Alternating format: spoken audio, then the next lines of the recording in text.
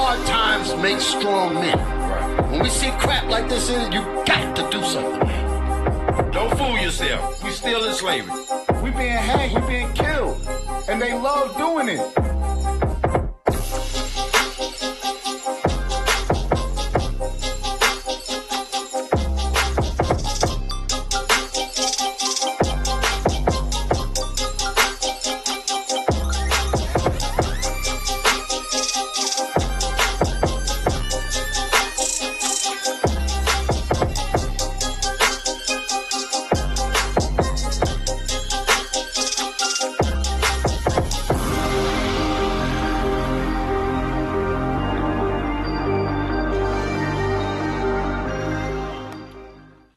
Sir, all praise to the Most High. Shalom, Israel, Most High in Christ bless. I'm Officer Yekiel. Welcome to another edition of Bible Book of Our Fathers. Oh, yeah. Oh, yeah. Yes, sir. Yes, so sir. we want to try to bring some edification tonight, dealing with our inner self. That's what we want to deal with today. Because even though we in the body, we still need help when it comes to disciplining our flesh. That's heavy. That's a heavy topic, and a lot of times, we don't go over that enough about dealing with our flesh. Okay, putting our flesh in subjection. This week went by real fast. Yeah. And let me. I'm gonna bring out this scripture real quick before we get started. Let me get Sirach 36 and 8, and we're gonna read down to verse 10. Oh, matter of fact, before I go into the scripture, I'm going to let the cast introduce themselves. To my left. Hey, Shalom, Most High in Christ bless. Officer Eli. Shalom, Most High in Christ bless. Officer Jan. Shalom, Israel. Officer Liam. Most High in Christ bless. Hey, Shalom, Israel. Most High in Christ bless. Officer Eliakim. Yes, sir. Yes, sir. So let's get started with Sirach, chapter 36, verse 8. The book of Sirach, chapter 36, verse 8. Make the time short. Remember. Jump up to 6. Verse 6. Show new signs and make other strange wonders. Glorify thy hand and thy right arm, that they may set forth thy wondrous works. We seeing the Lord's wondrous works. We seeing these prophecies come to pass. We seeing all these things that the Lord said He was going to do from the beginning. Like He said, what did He say? He said, "I would do all my pleasure." The Lord is allowing His words, which is the Bible, these prophecies to come to pass. And we're watching it before our eyes. We're watching these things happen. Read on. Raise up indignation and pour out wrath. Take away the adversary and destroy the enemy. And we seeing these things. We seeing how He said He was going to set it in motion. He said he's gonna cause that. He's gonna muster up the battle. He's gonna instigate this thing. So we watching the Lord do what He told us He was gonna do, and that's supposed to be sealing our faith. Read on. Make the time short. Remember the covenant. And what did the Lord say? Make the time short. Remember the covenant. And let them declare thy wonderful works. He said, make the time short. So, just like I just mentioned, this week went by fast, and the week before that went by fast. This year went by fast. I mean, last year. We already to the new year. Last year went by fast. Man, we already almost in March. Almost in March. It's starting to get warm out here. But the Lord said, He said, make the time short. The Lord is speeding up the time.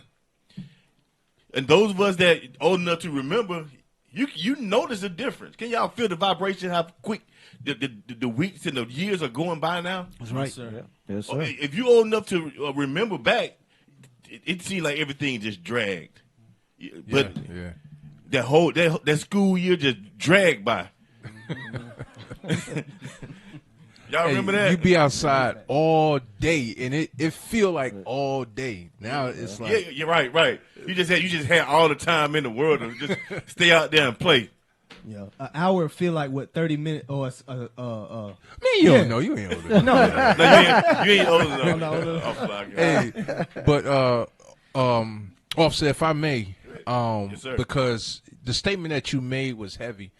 Because you said initially in the beginning, we tend to forget that, okay, we know we're Israel, right? We throw the fringes on and stuff, but we forget that there's still a battle that we're fighting to win in order to get to the kingdom. Like, you know the goal, but you still have to go through the process. Let me get James chapter 4, verse 1, if I might. Bring it out. Did you have this? No. Okay. If I got it, I'll read it again. Yes, sir. Yes, sir.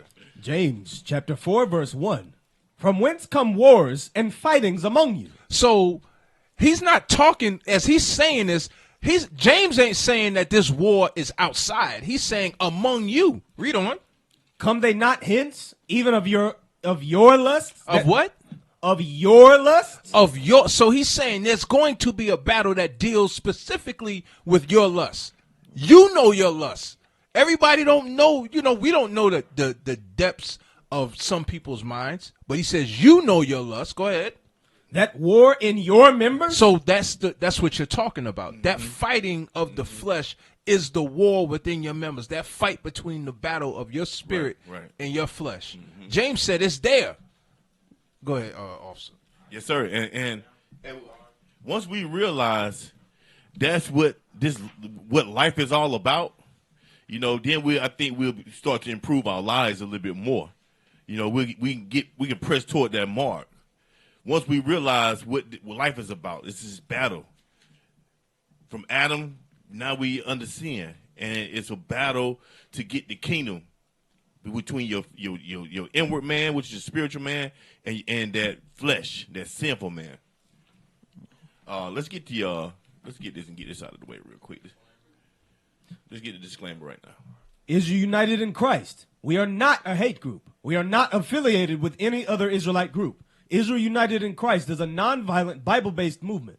We do not advocate or condone any acts of violence against any race, ethnicity, or gender. We advise that if anyone hears or knows of any plots to cause harm to anyone or to break the laws of the land, you must contact the proper authorities to bring awareness to any possible threat, as stated in Leviticus chapter 5, verse 1, King James Version. Yes, sir. Yes, sir.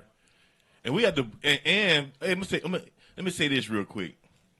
Like this, we always go in on the thumbnail about how because the enemy controls the narrative, right?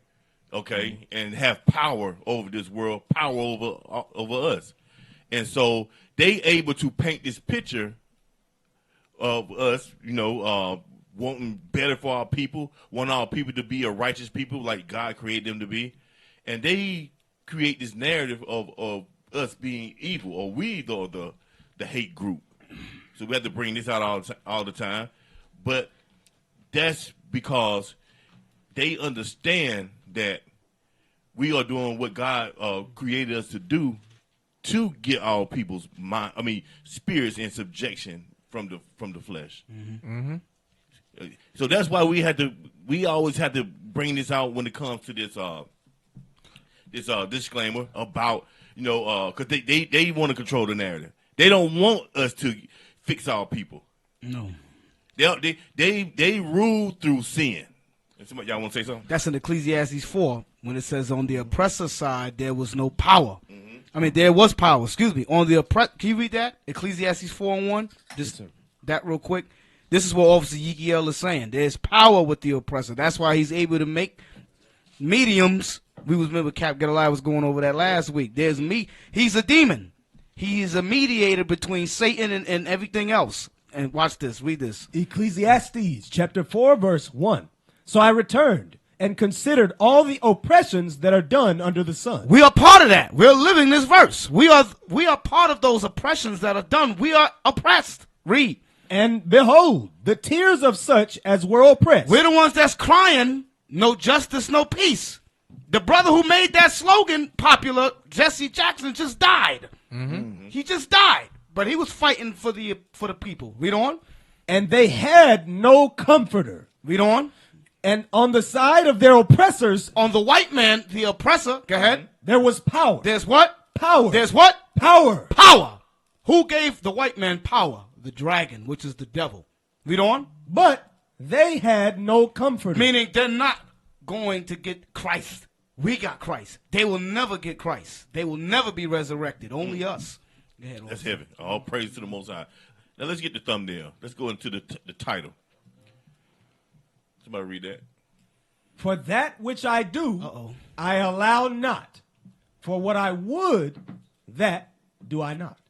Woo, that's a tongue twister right there. Yeah, What's it's a that? Yeah, y'all have to help me out with this. This is a tongue twister. That's right. Okay.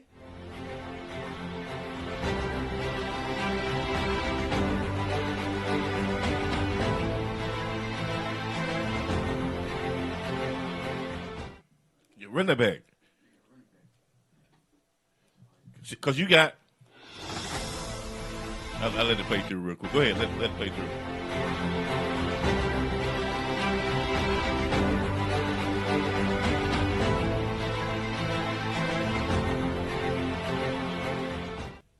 So, put it up there. Okay. So, I like how they came up with it. To the left, you got that was us. That was us in the world. Right. And then you look up to the right. That's us now. That's reformation, reforming. And that's also us in the middle. Some of brothers. We fighting both sides. Right. Lukewarm. Okay.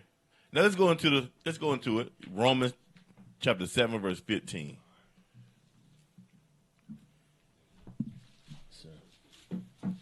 Romans chapter 7, verse 15. For that which I do, I allow not. For what I would, that do I not. Paul said, for that which I do, I allow not. Read on.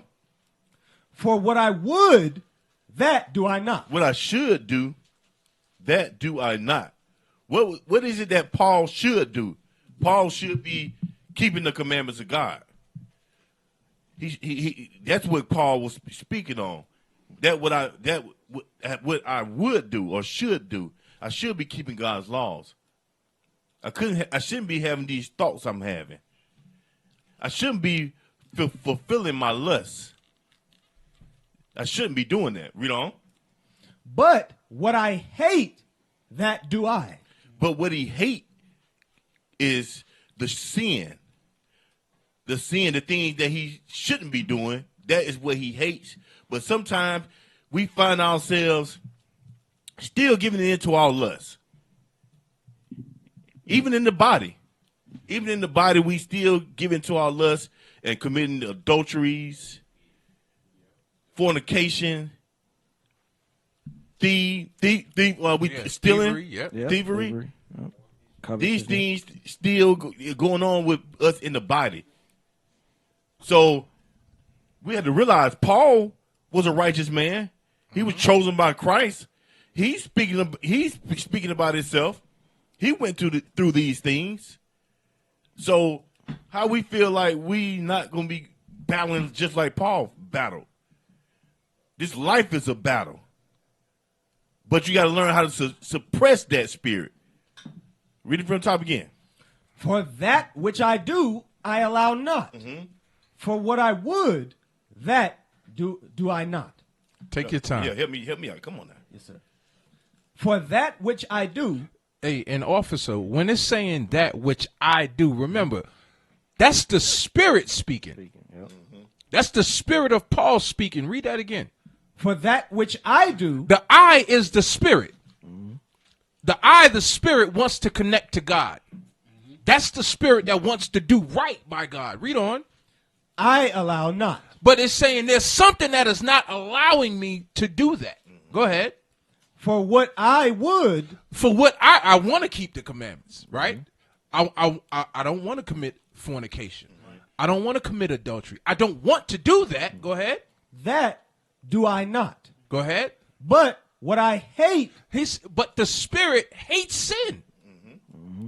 It hates it. Go ahead. That do I. But the flesh said, no. I do that. Right. And so then you find yourself going over to the sister's house. Yeah. The next thing you know, y'all sitting in the car. You bring some food. Yeah. Some dilly burgers. No. Whatever the case may be, you know. Yeah. And then, next thing you know, you committed fornication. That's the point. Because that spiritual man knows I ain't got no business doing this. That spiritual man knows that this is wrong. So I'm telling them the whole time, the whole time that this I'm supposed to be doing this. But read it from the top again. For that which I do, I allow not. So that person didn't allow it. Read. For what I would, that do I not. That what I should. Read it from the top again. For that which I do, I allow not. Uh-huh. For what I would, that do I not. What I should do is be patient. Be patient and wait. Mm-hmm. That's what you should do. But what? But what I hate, that do I. But what I hate, meaning going against the rules and the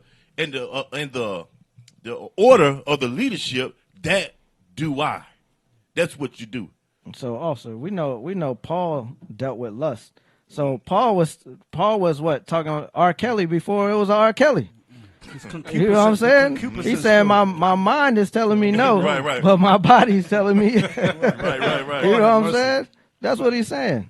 You want to get that? That's in this chapter. Did you want that? We're gonna read. Yeah. We're gonna read now. Okay, yes, sir. 16. Verse 16. If then I do that which I would not, I consent unto the law that it is good. He said, if then I do that which I should not, I do what?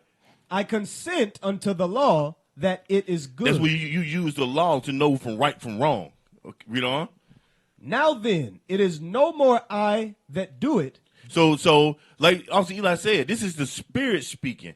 He said, no, then it is no more I that do it, but what? But sin that dwelleth in me. It's this sin that's in. Where's the sin in? It's not in the spiritual man. It's in this carnal man, this flesh. Right.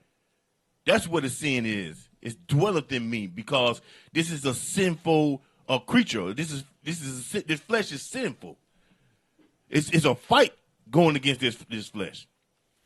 Sometimes you just be sitting down thinking, and sometimes you might get a wicked thought. Right. Give me that. Matter of fact, back it up. Matthew's 7. Mark 7:21. Mark chapter 7 verse 21. For from within, out of the heart of men, proceed evil thoughts. From the heart, from the mind of men, proceed evil thoughts. Now he's going to go into what those thoughts are that we have. Somebody said, "No, I don't think like that." Well, the Bible says you do. Read it. Adulteries. So we think about adulteries. Wicked as hell. Brothers and sisters think about adulteries, meaning they think about sleeping with somebody else's wife. Damn. Or a sister might be thinking about sleeping with a married man. Mm-hmm. Read. Fornications. Fornication. That's all over. That's all over. That's all over the place. That's all over. Even in the body, we are having fornications. Read. Murders. Hatred.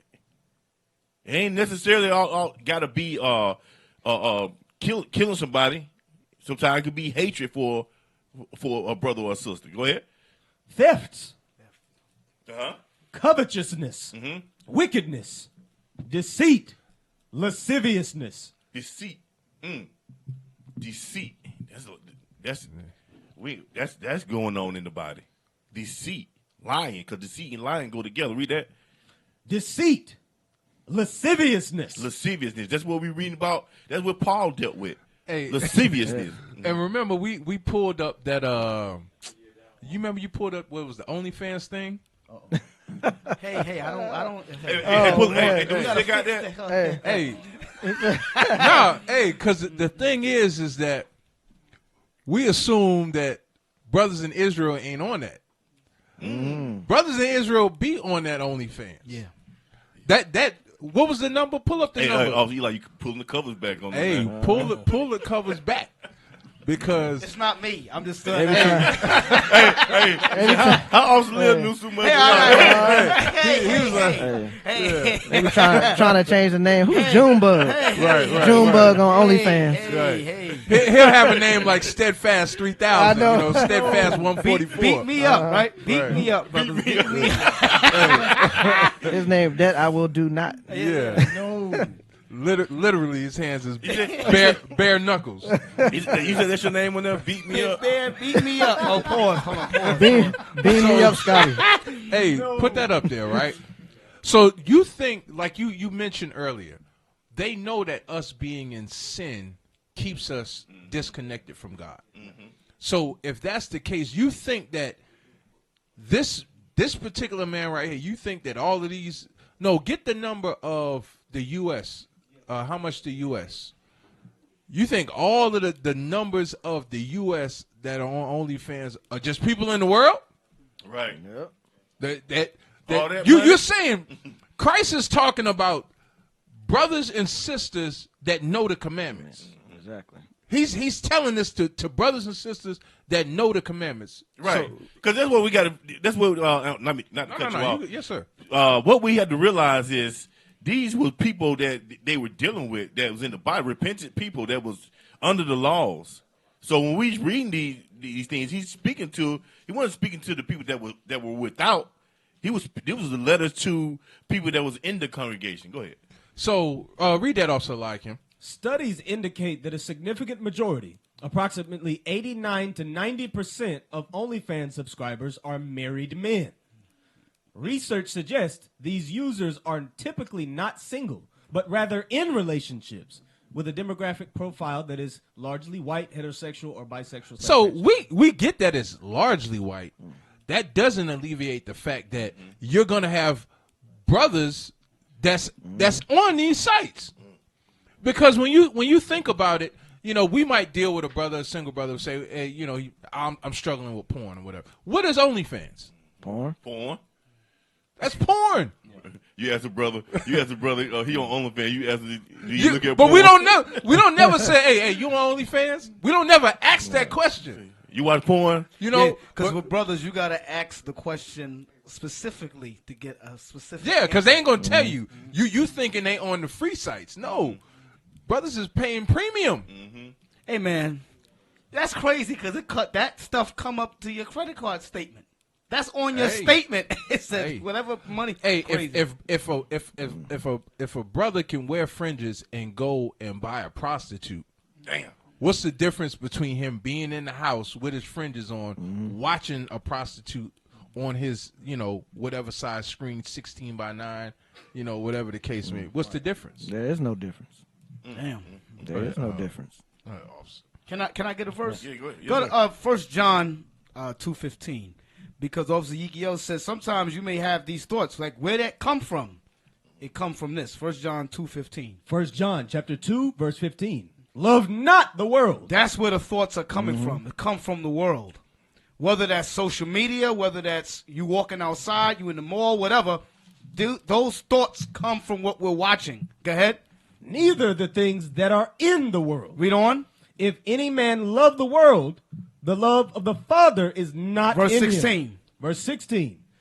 For all that is in the world, the lust of the flesh, that's what we're battling. It came from the world. Read on. and the lust of the eye. That's the point.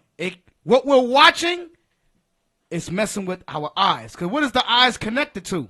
The brain. Okay, the eye is the matrix to the soul. Y'all understand, brother? So that's saying that when we're looking at stuff, it may not hit you then, but it'll creep into your subconscious.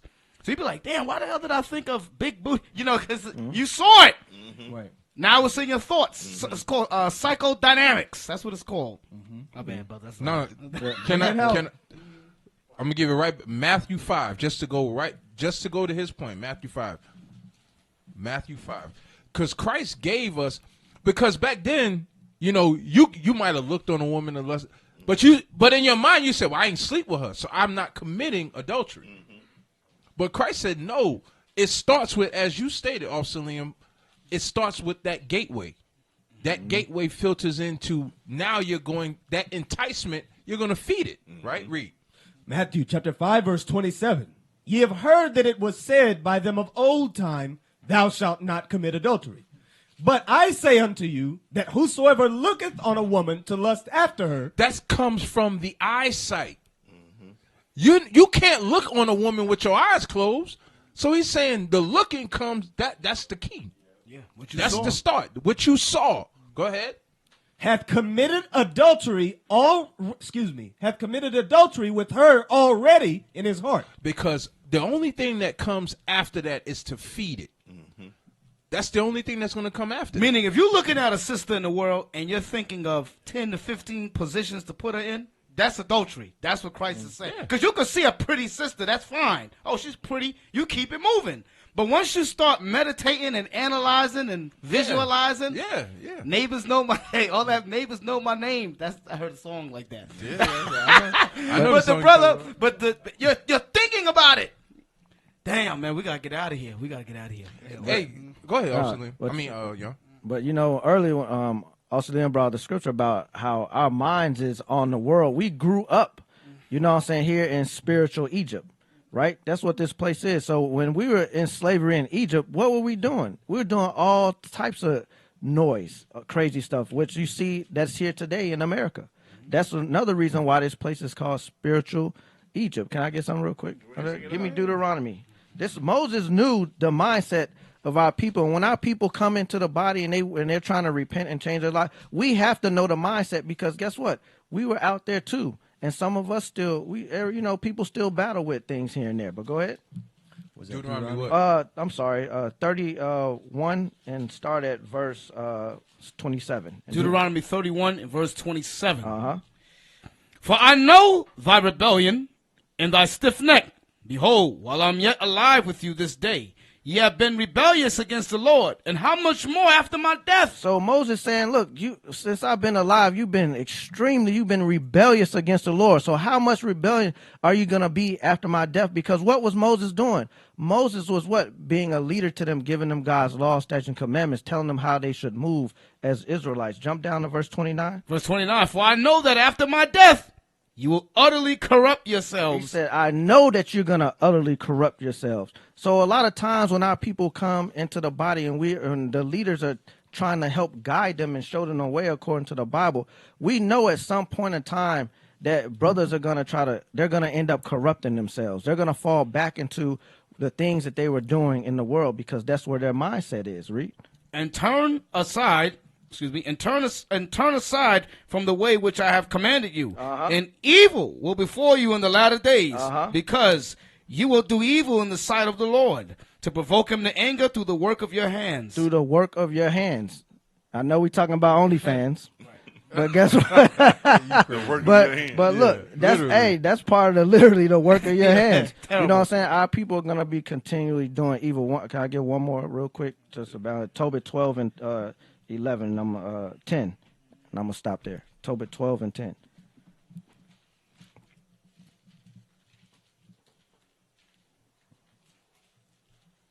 Come on. Tobit chapter 12 and verse 10.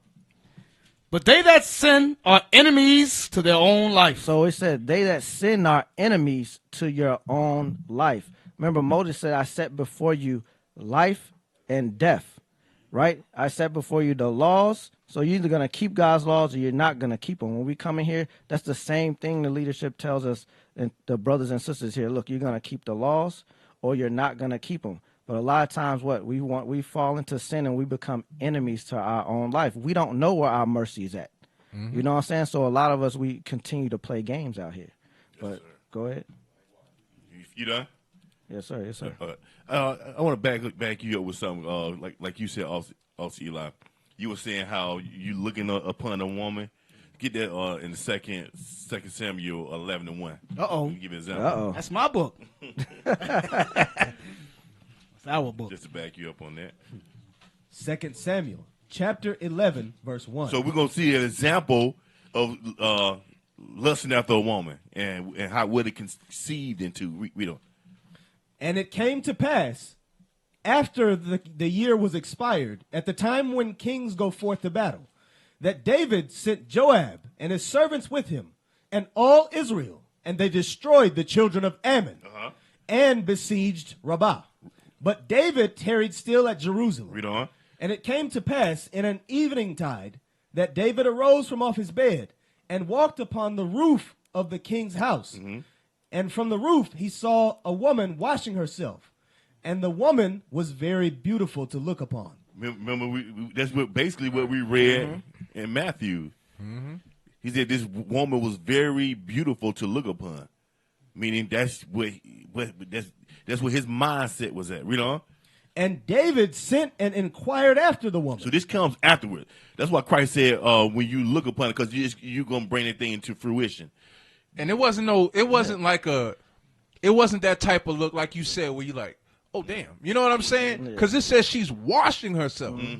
So David looking, he's like, oh. What we got here? He got some live action pornography. Right. He says she is rather nice. She healthy. While his men out there besieging Rabbah, he's talking about think about besieging another man's wife, Bathsheba. Damn. So he like, oh, she see me watching her. Oh, she ain't gonna. Oh, okay. She ain't gonna cover herself. She ain't gonna cover up? Oh, okay. Why would you be bathing within plain view of a building that's higher than yours, knowing that you're completely naked with an open? We got to stick to David. But I'm saying, for David to see that, his mind didn't go, why would she be doing that? His mind went, she But you know, officer, sometimes when you read scripture, they did bathe outside, though. Yeah. You know, remember vitamin D. Yeah. Yes, the sun. She did. The sun. The sun. I literally mean the sun. I know. You remember the two elders? They saw Susanna the same way, Yeah, but they was outside. Remember? So, yeah. She did it below somebody else's house. Go ahead, officer. Finish. Yes, sir. Verse 3. And David sent and inquired after the woman. And one said, is not this Bathsheba? So he sent for her. Read on. The daughter of Eliam? The wife of Uriah? They tried to tell him who she was, but read on. The Hittite? And David sent messengers and took her. And she came in unto him, and he lay with her. For she was purified from her uncleanness. And she returned unto her house. Meaning that's the adultery that took place. That's what Christ was saying. You look upon her to lust after her, then you have committed adultery already. You want to say something? You want to say something? No. Officer, you made a good point. They tried to tell her who she was. You know, that's such and such. You know, come on, Dave. what you doing, man? Right. You know, because that's brothers. That's a lustful spirit right there for you to. You married already. This is during the time of multiple wives. But the You know thing what I'm is, David has fringes. He knows the law. So that's the point that we're making, is that we tend sometimes to we'll look at the things of the world and we'll have this abstract view of it as if we, like you said, we didn't come from. No, we're susceptible to these things because that's where we came from. So what you bringing out, officer, is, hey, how do you like the Lord said to David, I would have given you more wives. You know, I would have given you more wives, but David, he wanted, you know, he saw with his lust. He wanted what he saw. He wanted what he saw. You know what I'm saying? Even after he was given the Inquisition, hey, this is such and such wife. This was, you're talking about Uriah was a mighty man. He's on the list of mighty men. David didn't have too many men around him. He had those core brothers. So it's not like he didn't know who he was. It's just the demon was on him. Yeah, once that lust demon kicked in, that was it. It was Satan. Can I add to your point? Go ahead. So now think about this. So we read that and we know the story of it. Now let's go to Numbers chapter 5. So Numbers chapter 5 now explains what could happen. Now this is Israel. We're talking about Israel. They just came out. They're getting the commandments. Numbers chapter 5. We're gonna go through real quick. Start at verse 12. Numbers chapter 5, verse 12. Speak unto the children of Israel, and say unto them, if any man's wife go aside and commit a trespass against him. So, you know what's heavy about this is because you have now, you know, with DNA testing, you're finding that you have men who have taken care of children that's not theirs for years. Damn. For years. You thinking this woman has never done anything. But read it again. Speak unto the children of Israel and say unto them, if any man's wife go aside and commit a trespass against him, and a man lie with her carnally, and it be hid from the eyes of her husband. That means that could happen, right? Because we always tend to think, not my wife. No, the Lord said it's going to be hid from her husband. He ain't gonna know. Look, brothers looking at brothers probably texting their ribs right now. Not me. Read on. And be kept close, and she be defiled. It said be kept close, meaning she's holding that lie in. She kept that close to the chest. Read on. And there be no witness against her, neither. Nobody knows. Why? Women don't tell. Right, right. They can hide better than brothers. It's not that they hide better than brothers. It's that if this brother is beating the doonies downs of this woman, right, and she don't belong to him, he's not going to say nothing. Right. Women that cheat with a man that's already with somebody get jealous. And then what they do is they end up telling on that man. They end up leaving little signs for that man to get caught. Right. It's not that I they're know what you're saying. More deceit. That's very clever and cunning. it's not that they're smarter. It's just that wise to do evil. Yeah, they're wise to do evil. It says the wickedness of a woman, is above all. Read on. Neither she be taken with the manner. And the spirit of jealousy come upon him. So I'm just showing you that sometimes it's like the Lord in this chapter had to show the divine intervention had to come forth to prove that your wife was cheating. Yeah. Divine. Now they got DNA tests and so forth and so on, but it goes to show you that these things can happen. This woman knew the commandments. Bathsheba knew the commandments. But yet David had her husband killed and so forth and so on. Do you think she was going to come forth and keep that? No, she went to David and said, "Oh, I'm pregnant." You understand? Can't hide that but for so long. But back to that point, right? There's so many points, like you were saying, the mindset, the demon. As we all understand, being in the flesh, what type of temptation because that's what it is, brother. They open a window. You know, he said he was on the roof, right? But a window, like on a computer, is a window as well. What is it? It's a woman, the lust. But like you were saying, there's so many points of failure. There's so many points to turn around and say, all right, I'm going to cut it off here. The visual one, he saw. But he didn't say, oh, no, I'm going to look away. He didn't seek a solution. Then he inquired about the woman. He used his rank. He feeding. He did what? He used his rank to do that. Yeah, rank. He fed. He fed it. You be over departments and you could get sisters. That's what he did. Damn. He going heavy. He going heavy. In the spirit over here. I'm sorry. Then he inquired about her, and they said, she's a married woman, the wife of or leave her alone. Yeah. Or leave her alone.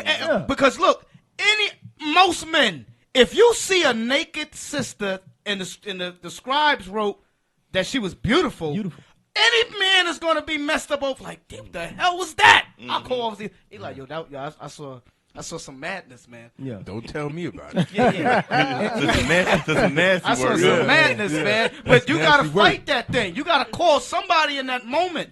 Right. And even... Oh, sorry. Go ahead. No. Go ahead. And even though she was, you said it was the time of multiple wives, right? I would have given you. Okay, but what was your first? I said that was during that time. It was during the time. But what was your first encounter of seeing her sister? Yeah, he saw her naked.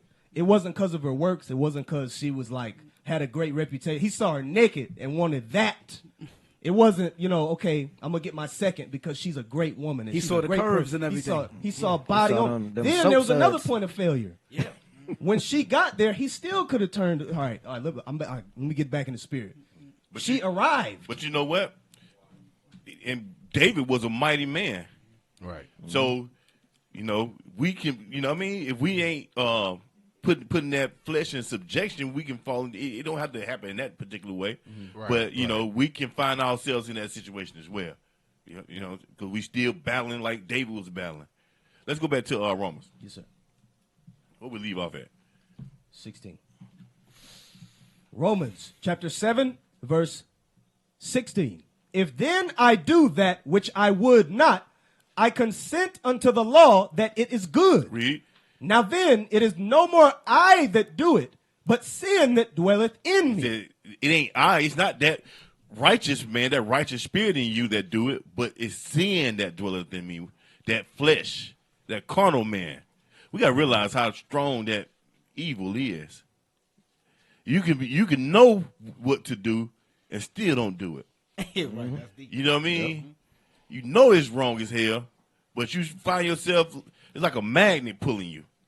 What Bishop said is, once Satan got the wheel, he got you in the trunk. He got the spirit, the spirit in the trunk, tied up, you know, bonded down, and then Satan just driving, and you don't realize Satan is driving until you hit a brick wall, and then he hop out the car, and then toss you out. Yeah. Now you're sitting over there like, what the hell happened? So you're not gonna take the car? Right. It's your car. Drive. I'm going this way. What we leave out? 18. Yes, sir.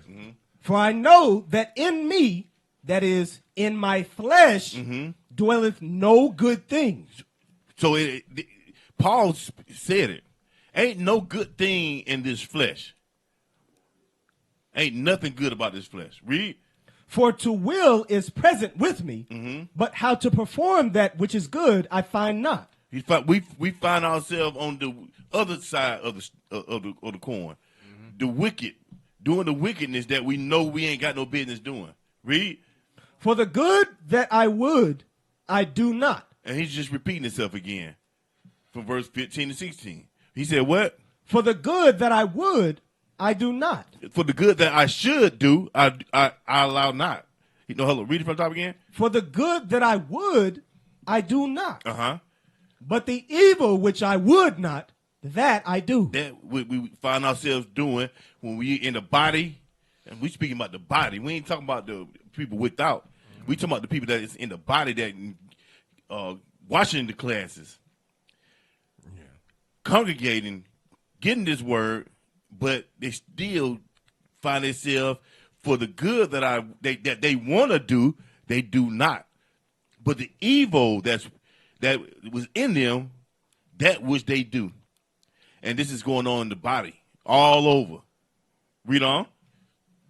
Now, if I do that I would not, it is no more I that do it, but sin that dwelleth in me. That sinful man, that flesh. Go to Matthew 26 and 41. Because Christ, he kind of broke it down. Matthew chapter 26, verse 41. Watch and pray that ye enter not into temptation. Into what? Temptation. That's the temptation that we're in when we battling this flesh. Who's behind the temptation? Satan. This is his job. He's behind the temptation. That's his name in one of the scriptures, the tempter. That's heavy. The tempter. Read that from the top again. Watch and pray that ye enter not into temptation. The spirit indeed is willing. Because Christ is telling us that it's a tempter that y'all don't see. That's putting you in these situations. So do what? From the top again? Watch and pray that ye enter not into temptation. That don't you enter in through that door of temptation. Don't go that way. That's what Christ is saying. Watch and pray that you don't go down that path that Satan is tempting you in. Because when you get around it and look at it from a spiritual view, then you will see who's behind it. You'll see who's behind the author of this temptation. But this thing's like I think Officer Eliakim was making a point that the fail safes would be there, You know, the different things, the ways, like it says in Corinthians, the ways to escape would be there, and you would just bypass all of the firewalls that's going up, whether that be leadership, whether that be counsel, whether that be a sister or a brother that might be telling you, hey, that's not a good idea. That's, you know what I'm saying? You go around, yeah, like you said, they don't want to talk to you. Yeah, I don't want to hear that. Mm-hmm. But go to Luke 22. This goes to what Officer Yigio just said. Luke 22, verse 31. Because Christ mentioned this when it came to Peter, but this applies to all of us. Read. Luke chapter 22, verse 31. And the Lord said, Simon, Simon. So if you take Peter's name out and put your name, because that's one of the things Bishop and them say, put yourself in there. Right. You got to take Peter's name out. If you leave Peter's name in there, it's just a story. But if it says Liam, go ahead. Behold, Satan has desired. Behold, Satan hath desired to have you. It's more real. It makes more sense to you. Satan desires to have you. Go ahead. That he may sift you as wheat. Read. But I have prayed for thee. So we don't realize that the prayers of the righteous availeth much. Right. We really don't realize that. Read on. Pray for brothers. That thy faith fail not. Because the scripture says in Proverbs, get that real quick. What's it? Proverbs 20, was it 24 and 8, something like that? If you in strength. Let me get it. I know what I want. I know exactly. Multitude. What you want? Nope, that ain't it. Okay. You know what I want. Safe. You talking about 24 and 10. Proverbs 24 and 10. If thou faint in the day of adversity, That's when you're going through something. That's when all of those firewalls are up. It says you faint. Go ahead. in the day of adversity, thy strength is small. Your faith is weak. But that's what Christ is telling Peter. Go back to what Christ said. Luke chapter 22, verse 32. But I have prayed for thee, that thy faith fail not. Do not faint in the day of adversity. Go ahead. And when thou art converted, meaning it's a process. We come into the gospel, we come into the truth, and we just automatically think that we're converted because we're keeping the Sabbath, because we throw some fringes on some clothes. You're not converted yet. That's a process. Go ahead. Strengthen thy brethren. He's telling Peter, once you get to that point, then you're able to pour into something else, pour into somebody else. That's it also. Mm-hmm. What was we at in Romans? Yes, sir. We leave off at. That was 20. That was Matthew, right? Yes, you was at Matthew 26. Yeah, Matthew 26. Oh, yes, sir. Read that from the top again. Matthew chapter 26, verse. I think it was at 41. Start with 41 again. Watch and pray that ye enter not into temptation. Yeah, that's where I was at. The tempter. That's what was going in on. Then read on. The spirit indeed is willing. Oh, no. He said, watch and pray that ye enter not into temptation. Because it's set up by Satan. Go ahead. But the the spirit indeed is willing, but the flesh is weak. The spirit, that's what Paul was speaking about. Mm-hmm. He said the flesh, read it from the top again. The spirit indeed is willing. The spirit, that spiritual man is willing to do what God has commanded him to do. But what? But the flesh is weak. But that flesh is weak. It can't resist Satan. The spiritual man has to take control of that flesh. Read on. He went away again the second time. No, that's it. Now go back to Romans. No. Go back. Go to Zechariah 3:1.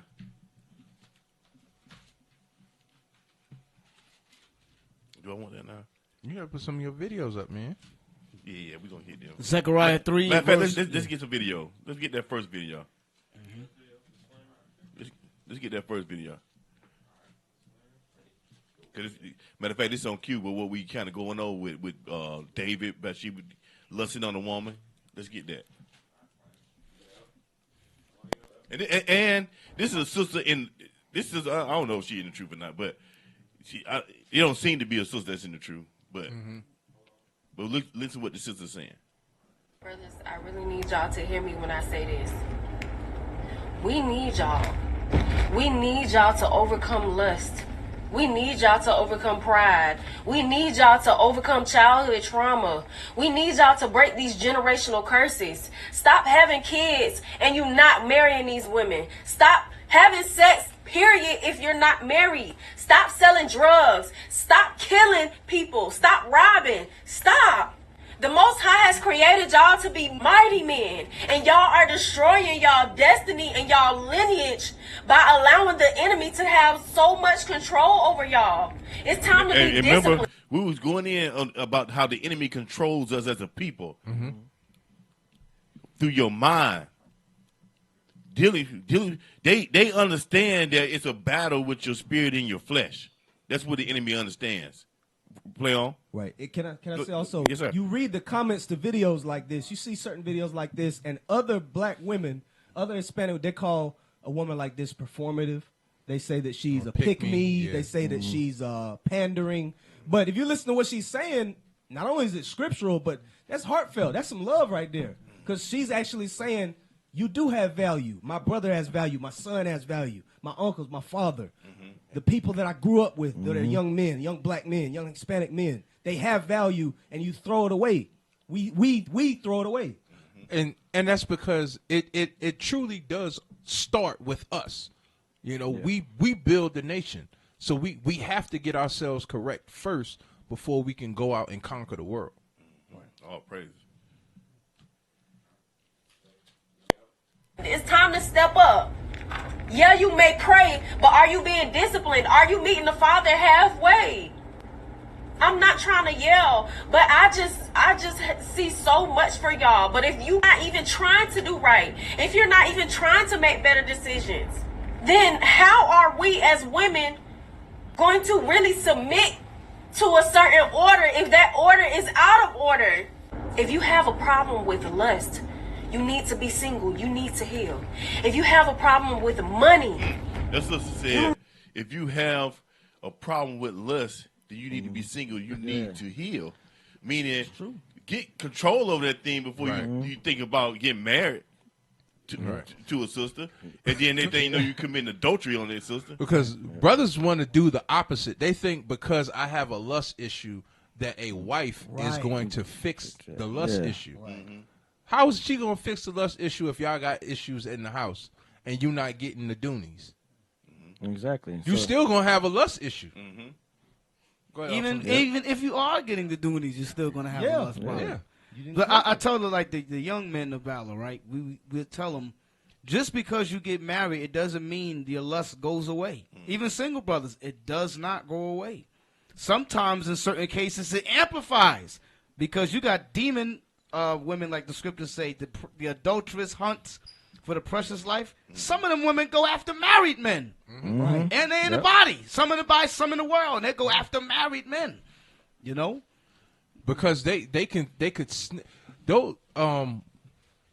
hunters like that can sniff prey. Hunters. Hell yeah, they hunters. That's called a cougar is a hunter. Yeah, because they could read the brother's face.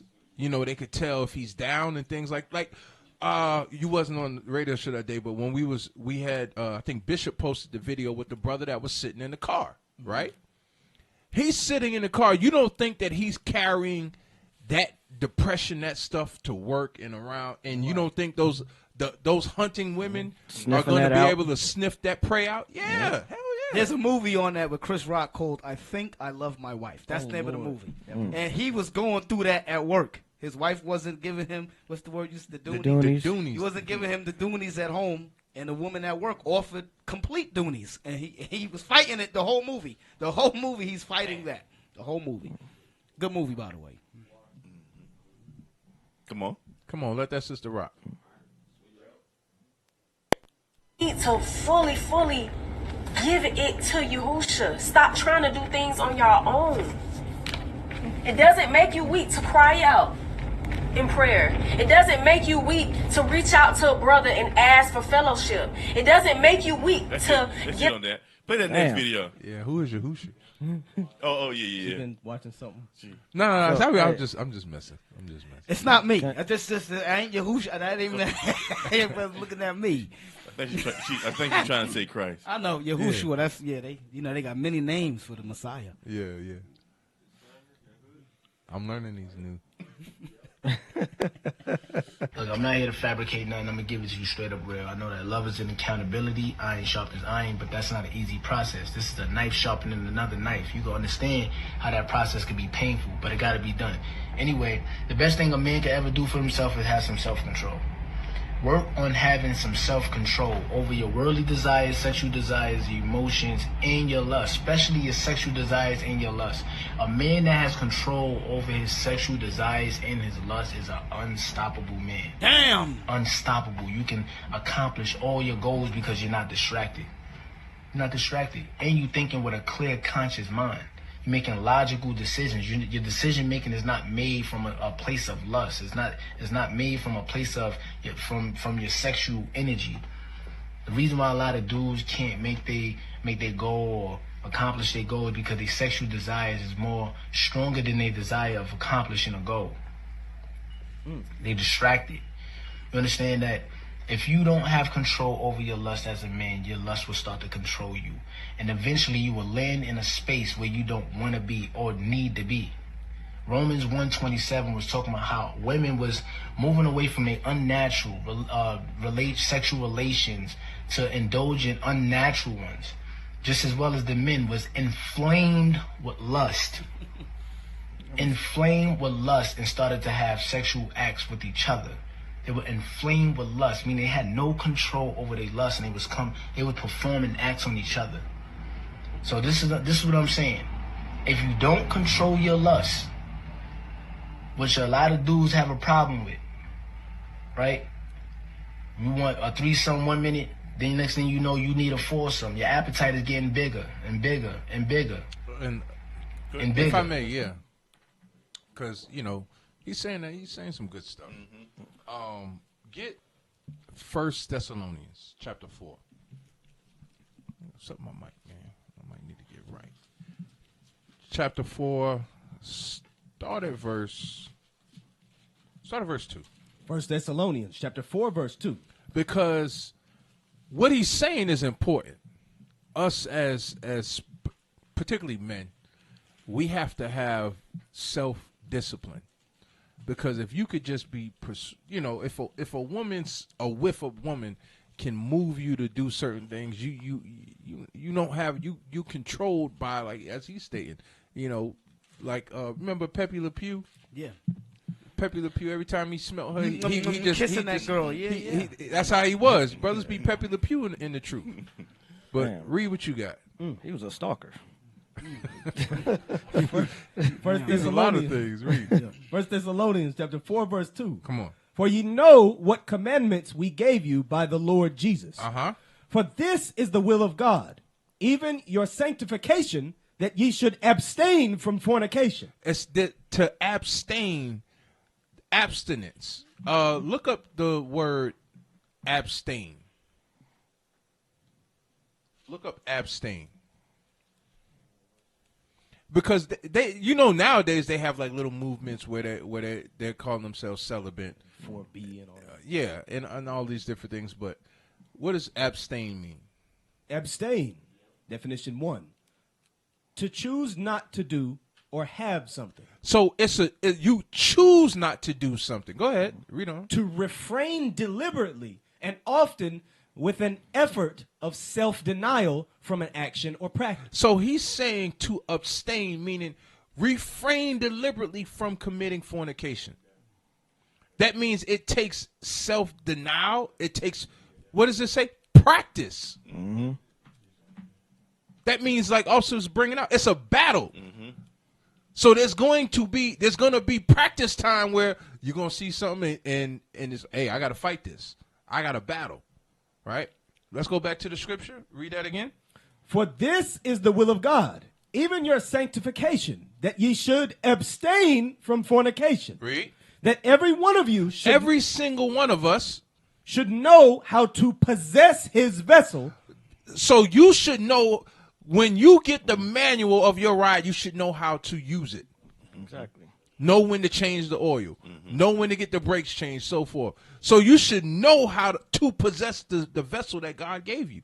Go ahead. In sanctification and honor. Read. Not in the lust. Say what? Not in the lust of concupiscence. Not in the sexual lust. Go ahead. Even as the Gentiles which know not God. But we tend to always, this sister, you know what I'm saying? You see these different things on social media, and what we want to correct the things that's in the world without really dealing with the things that we are dealing with in this truth. Hey, officer, what time period is this? This is the Roman Empire time. This is the time where they was getting dirt. The white man in Rome, Hebrews 12 called him a fornicator. Caligula. Boy, he was disgusting. So when the prophets was teaching and they saw the Greco-Roman life, that bothered some of the brothers. Like, damn, man, orgy in the street. They had look at the statues of the Greeks, naked bodies everywhere, naked paintings, and that was bothering brothers back then. How much more now with social media? Can I get something real quick? Give me because the brother said, hey, if you're dealing with that, you need to get some help. You know what I'm saying? A lot of brothers, they think, oh, I can do this on my own. You know what I'm saying? Or they could be embarrassed. But this is your soul, you know what I'm saying, that you're trying to protect, right? Give me Psalms 141. Give me verse 8 and then jump over to 142 verse 10. Psalms chapter 141 verse 8. But mine eyes are unto thee, O God the Lord. So this is David speaking, right? He said, my eyes are unto thee, O God the Lord. Read. In thee is my trust. He said, in thee is my trust. So he's putting all his trust in the Lord. A lot of times we don't do that. We don't put our trust in the Lord. We put our trust in ourselves, which is the dang flesh. And we lose every time. Read. Leave not my soul destitute. He said, leave what? Leave not my soul destitute. He said, leave not my soul destitute, impoverished, wanting. Don't leave my soul destitute. Why? Now jump over to 142 verse 10 and 11.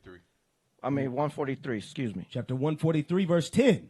Teach me to do thy will. So he said, teach me to do thy will. Read. For thou art my God. Read. Thy spirit is good. Thy spirit is good. Knowing that you can trust in the Lord, knowing that his spirit is good. He's saying, teach me thy will. Well, he's not going to come down here and say, hey, Officer Lim. That's right. You know what I'm saying? Officer Jan. You know what I'm saying? Officer, he's not going to come down here and talk to us one-on-one. That's where you have your Malachi 3:16. That's where you have the men that are over you, your leaders, to come and help you. Read that from the top. Teach me to do thy will. Uh-huh. For thou art my God. Read. Thy spirit is good. Uh-huh. Lead me into the land of uprightness. Lead me into the land of uprightness, because that's what order is about. There's leadership over there, and they're trying to lead us into uprightness. Read. Go ahead. Quicken me, O Lord. Meaning revive me. Read. For thy name's sake. Uh-huh. For thy righteousness' sake. Come on. Bring my soul out of trouble. He said, bring my what? My soul out of trouble. Bring my soul out of trouble. So when we're battling and we're dealing, we got to pray to the Lord. We got to fast. We got to go to the leadership. We got to go to the men above us. Malachi 3:16. To what? To get our soul out of trouble. Because when we're putting ourselves in sin, you don't know what's going to happen. You commit adultery, the husband going, you've got put to death. You know what I'm saying? We're here to protect each other and to protect you're here to protect your soul. That's right. You said that earlier. We don't know how far your mercy extends with the Lord. Go ahead, officer. Yeah, let's go back to Romans 7:21. That's what I want. Book of Romans, chapter 7, verse 21. Romans chapter 7 and verse 21. I find then a law. Oh, we ain't finished that video. Let's finish that video, the rest of it. Was that about it on the video? Yes, sir. I have like 11 seconds left. Don't worry about it. Okay, it's about done anyway. All right, read on. Romans chapter 7 verse 21. I find then a law that when I would do good, evil is present with me. Mm-hmm. For I delight in the law of God after the inward man. It said, read it from the top again. I find then a law. A law. So they're talking about a law that he finds when he wants to do good, meaning that flesh, that sin is the law. That flesh is that law. I find then a law that when I would do good, evil is present with me, meaning to take you off that track. Go ahead. For I delight in the law of God after the inward man. After the inward man. He said he wants to follow the Lord after the inward man, that spiritual man. Read on. But I see another law in my members. But he see another law in his members that's going to that sin. Read. Warring against the law of my mind. Uh-huh. And bringing me into captivity to the law of sin. And bringing me into captivity, because you become a slave to sin. You find yourself in the midst of sin. You have some people come in the body and they fall out due to sin and never make it back. Right. Sin has taken over them. How Bishop say it's once that barometer go, you know what I mean? It goes off. You don't even know if you can come back because your calibration is off. Mm-hmm. You thinking that I could commit this sin and then I'm gonna bounce back, and you don't know because now your barometer is skewed. Your calibration is skewed, so you don't know if the Lord you gonna bounce back from that. And Satan can put you in situations where it's really easy to make it back, but when you in the midst of that thing, it's hard. Yeah. You see what I'm saying? It's hard. It's really a simple fix, but in the person's mind that's in the midst of that sin, it's like they can't overcome it. Mm-hmm. Right. There's a officer. Can I read one? Yes, sir. You got 1 Peter's 2. It don't matter. I read it. I was like, no. Go to 1 Peter's 2 and 11. Read that. 1 Peter's chapter 2 verse 11. This is the explanation of Romans 7. 1 Peter's 2 and 11. Dearly beloved, I beseech you as strangers and pilgrims, abstain from fleshly lusts, which war. Which what? Which war. Which what? Which war. Which war what? Against the soul. That demon, the lust that we got, it wars in our soul. That's what Romans 7 is about. That's what all of the things that we've been reading about. It's warring against us. We're fighting. Mm-hmm. It's a fight. Mm-hmm. There's another, shout out another movie with Al Pacino. It's called Devil's Advocate. Right. Yeah. Very good movie. In that whole movie, it was Satan as Al Pacino tempting Keanu Reeves' character the whole movie in different ways. Right. That's what we're going through in the spirit realm. Hey, officer, and you didn't know it to the end of the movie that the whole time that was Satan there. Yes. That was Satan dealing with him. You just thought he just part of the. You thought he was just a regular old actor. No, but it was Satan. And speaking into what we're talking about now, in that movie, yes, I'm a movie guy. Me too. Yeah, we know. Yeah. He was on a subway. I'm a scripture guy first, but he was on. I gotta throw y'all been messing on me tonight, man. Hey, that's all right. Liam. Yeah, y'all been messing on me tonight. So he was on a subway, and a Thugger Lover brother, a thug guy was on there trying to mess with him. And he told him, Northern Kingdom, right? Yeah, he told him. He said, "Hey." He said, your wife is at the house cheating on you right now with your best friend. And he said it in Spanish. Yeah. So nobody understood what he said. Yeah. But Northern Kingdom understood. Yeah. He said, "Man, you crazy, man." Right. Yeah. But that's that scripture in Hebrews where it says some of us have entertained angels unaware. Exactly. Meaning that dude told him a message and he ain't catch it. You know, you don't know who you dealing with outside in the spirit. You know, it's heavy. Good movie though. Good movie. Where we left off at? The bottom of Romans chapter 7 verse 23. Okay, read it again. Read from the top again. But I see another law in my members, warring against the law. That other law that he see in his members is sin. Read. warring against the law of my mind, and bringing me into captivity to the law of sin, which is in my members. We all have sin in our members, in this flesh.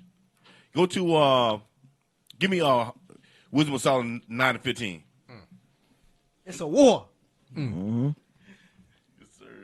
Like you can wake up, officer, right, and say, yo, today I'm going to study. I'm going to read my chapters. I'm going to go over scriptures with the brothers. And then there's a force that says, no, you're not. You're not going to do that. And somehow you don't do it. And next thing you know, you on social media.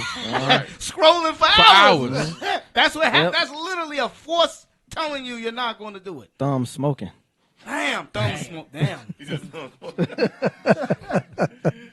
Wisdom of Solomon, chapter 9, verse 15. So we just read that. Let me recap this. It says, "But I see another law in my members, warring against the law of my mind, and bringing me into captivity to the law of sin, which is in my members." Now read that. For the corruptible body presseth down the soul. What's the corruptible body? This flesh presses down the what? The soul. It presses down that inward man, that righteous man, because in us all is a righteous spirit that the Lord put in us. I don't know about Esau and other nations, but the Lord said they ain't right. His soul is not right. Not In upright. Deuteronomy, it says their soul, their root is of Sodom. Their vine is of Sodom. That's in Deuteronomy. That's true. Damn. But each and the Israelites is a righteous spirit that wants to please God, and that's why it's imperative that we teach our people, because you have to have these tools to fight against the traps and the tricks that Esau coming with, because he understands that mental side of it. He understands that. That's why all on social media. He came up with social media. He came up with porn. All this stuff he came up with to have you fighting with your flesh.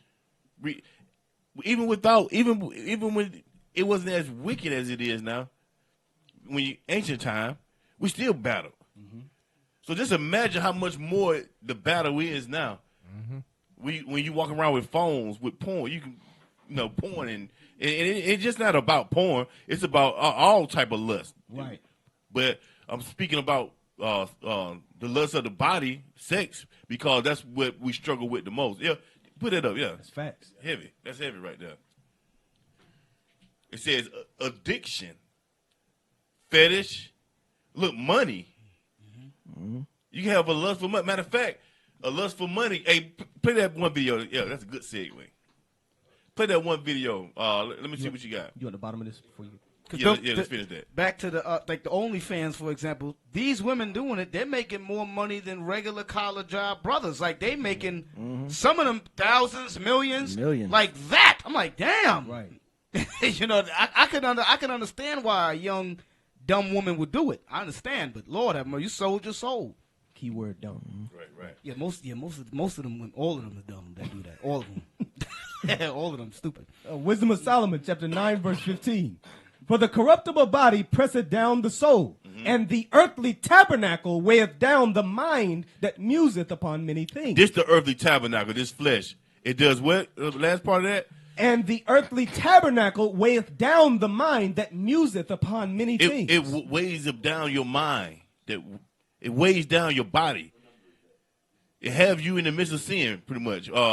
That's what it said in Romans 7. It said, my flesh, and then, but I find another force pushing from my mind, my spirit, which is telling me that the law is what I'm supposed to be doing. And the thing about it is that flesh knows, or that demon that's controlling that flesh knows when you want to do right, and he's to be adverse to that. He knows when you want to do right, and it makes him come at you even harder when he knows that you want to do right, because he senses that, he picks up on that. It's a spiritual fight. Okay, now I ain't want that. Keep going. Keep going. It's the second to the last one. Second to the last one. Come on, keep coming. The second to the last one I posted. Put that the one we just had about the money and all that. Let me repost it. Can I get a script? Yes, sir. Go ahead. Go to 1 Timothy.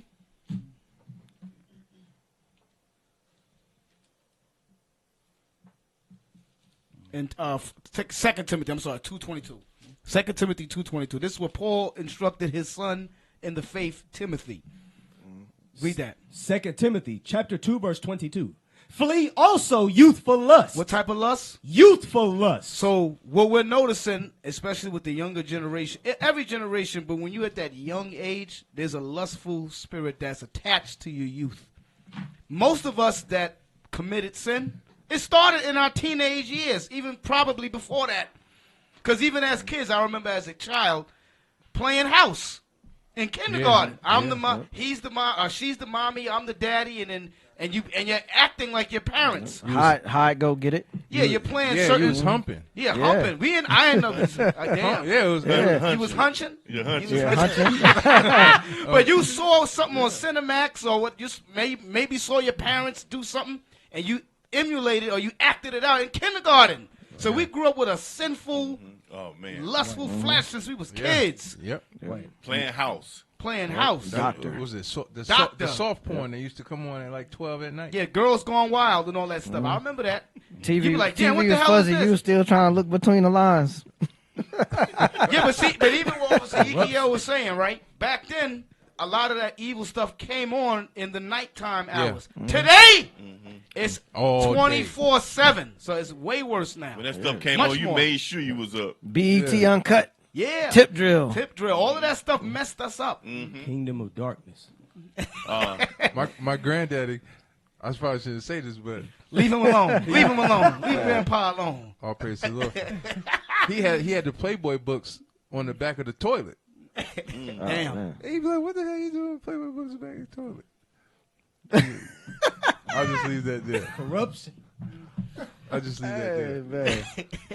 Yeah, they're just there. You know what they doing there? Damn. You know. Yeah, man. Hey, so I want y'all to put up that picture with list all those. Let's put that first. That? What's that? What they were about to play. Yeah, I want that, but I want that sign. Yes, sir.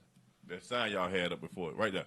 Okay. So what I was looking at was money, because we never really went into money about how money is a lust for money. So play that next video. This is a lust for money right here. Come on, y'all.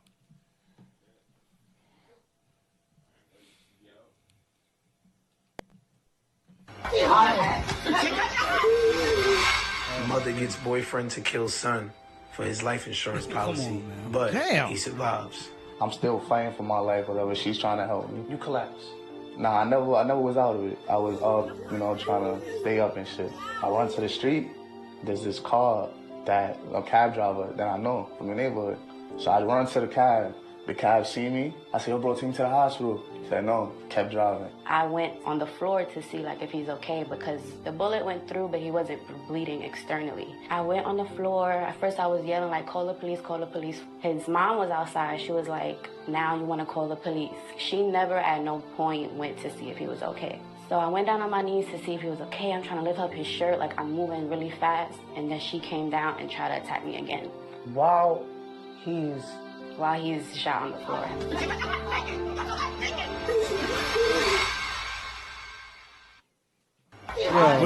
What y'all think about that? That's crazy. How they went from putting your name on light bills, you know what I'm saying, in the hood, to trying to put you to death for money. Evil as Take hell. your lights What out. the hell? This is another level. That's another level right there. Another level. of But evil. I think it's pretty graphic. But what officers showing you is that these are lusts. These are things that our brothers and sisters are dealing with, and that's not far fetched from we're thinking about it as outside of the body, but nah, man. It can happen in here too. It's gonna happen. The Bible say that. Yeah, we They're have gonna brothers. portray us. We have brothers and sisters come up in here. They only come in here to make money. They see the level, all the heads we got in here, all the numbers, and they go, "Damn, $5 per brother or sister. You know what I'm saying? And that be their intention the whole time they're in this truth is to make money. Yeah. Brothers Or and sisters. Covetous. Or you have, they'll hear the chants. They'll hear the chants of us, take care of our wives and our children. A sister told me that at camp. And then you have the sisters come in to find a husband to take care of them financially. You know what I'm saying? Yeah. Not because they want to keep the commandments or so forth, but because they come in, put on the front. Yeah, these are godly men. They're going to do what's right by the Bible. Right. A sister told us that at camp. She said, "How many of y'all are single? Raise your hand." We were looking like, "What the hell?" She said, "All of y'all fine." I said, "We're married, sis. We married. I like throwing that on people. We married. Fall back. Damn. Oh yeah, you be all right though. You know what I'll be good. Come on. Yo. Take your blows, brother. I'll be good. Oh, praise. Let's get this one right here, y'all. Next video? Yeah, next video. Next video, please. There's some good stuff on this video right here. Every time you feed your cravings, you weaken your calling. But when you starve the flesh, the spirit gets louder. And that's where real power lives, not in comfort, but in control. Let's call it what it is, a war. Every day, every hour, every moment, you're in a war between the flesh and the spirit. Two opposing forces fighting for control over your choices, your focus, and ultimately your destiny. The flesh, it wants ease. It wants food when you're not hungry. It wants lust when you should be loving. It wants comfort when you were called to grow. It craves validation, attention, sugar, dopamine, porn, laziness, all of it. The spirit, it craves discipline. It craves truth. A lot of times we got to understand that laziness can be that's lust. Yeah. Slothful. Slothful. Right? Yeah. Just sitting, laying there with your hands juggling your stuff, just sitting there. No, we've seen it. I thought he was gonna be like Al Bundy or something. No, brother, just be sitting in there juggling, or video games. That also put a lazy spirit on you because you be on the game for hours, playing the game, and you won't do a damn thing. But that stuff comes from porn. You done all your virtues going. You done let all your virtue out. Now you don't want to get up. Disciples of owning. That's what we call them. The disciples of owning. You don't want to do nothing. And so now you like, oh, this brother slothful. No, he don't have no energy. All his virtue is in his sock. Brother supposed to be at the school at 9:00. He got there at 12. Yeah. They said, why you late? He said, I fell asleep. I said, what you doing sleep, brother? He fell a skeet. Skeet in there. Terrible. No, that's what happened. But that's what's going on. But he says that all comes from dopamine. Right? Yeah, go ahead. I posted something just now. That we was in a well, I won't go into that. But this was presented to us, and it was explained that dopamine actually has different levels. There's a baseline, and like Officer Eli said, your baseline, if you doing what you're supposed to be doing, everything is rhythmic, everything is in place. That's your 100%, right? But you have food, video games, sex, cocaine, amphetamines, and meth at the bottom, and you see. Now, here's the thing about it. What was explained to us was that amphetamines. Yeah, the pH is what I said. Yes, sir. Amphetamine. I've mispronounced it, but you see how and the drugs one are crazy because your baseline it fries you, but you chase after it. The food one is heavy. The sex one is heavy. The video games is heavy. Brothers struggle with that. Sisters struggle with that. But particularly the ones like sex and drugs, which are comparable, they're above your baseline, and then you chase it because that first one hits you hardest, and then you chase it again, and it's less. Right. So you desensitize your dopamine response system. So you have to open up deeper doors and worse doors and further doors, right? Mm-hmm. So you may start. And then because you have abused your dopamine response system, now in order to get even half of what you got those first times, you chasing after worse and worse and worse stuff. So, yeah. No, that's heavy. Yeah. Can I get something real quick? Paul said follow. He said, "Follow me as I follow Christ." Right? Give me Acts 26 and verse 16. 16 to 18. 18 is a point. Acts chapter 26, verse 16. But rise and stand upon thy feet. So Christ told Paul, he said, rise and stand upon your feet. Right? That's what he told us when he called us in. He told us to rise and stand upon our feet. Go ahead. For I have appeared unto thee for this purpose. For what? For this purpose. Read. To make thee a minister. To make thee a what? A minister. So we're supposed to be ministering to the people, reaching out to the people. Go ahead. And a witness, both of these things which thou hast seen, and of those things in the which I will appear unto thee. Read. Delivering thee from the people and from the Gentiles, unto whom now I send which thee. He's sending them to the northern kingdom. But go ahead, verse 18. To open their eyes. To what? To open their eyes. So we're sent out to be ministers to open the eyes of our people. Read. And to turn them from darkness to light. And to turn them from darkness to light. But you can't do that if you're giving in to your lust.